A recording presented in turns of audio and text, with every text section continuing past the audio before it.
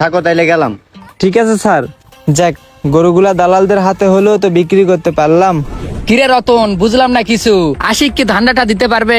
আরে বেটা চিন্তা করিস না, আশিক এর আগে আমাকে বহুত কাজ দিছে, আর এই বছরে আশিকের মাথায় আছে আমাকে একটা ভালো কাজ দিব, চিন্তা করিস না। ওই দেখ কইতে কইতে আশিক আয়া পড়ছে। কিরে আশিক, ঈদের আগে কি আজকে ধান্দাটা হবে? আরে বেটা, দান্দা কি আমি একা করুম? তোরা আমার ভাই বেড়াদার, তগরে সারা কি আমি দান্দা করুম? হন তাইলে।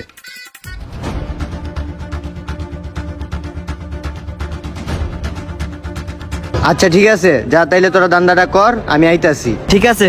ঠিক আছে ওই যা। চল মামা।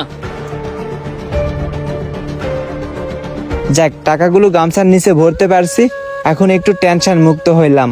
আর এই টাকাগুলো নিয়ে দেশে যাই শান্তি মতো ঈদ করতে পারবো, আর কুরবানিতে একটা ভাগ দিয়ে দিব। যাই তাড়াতাড়ি। কিরে ব্যাপারি, এইবারে তো দেখা যায় গরুর হাটে ভালো গরু বিক্রি করে ফেলাইছ, আমগো তো কোনো টিপস দেস নাই।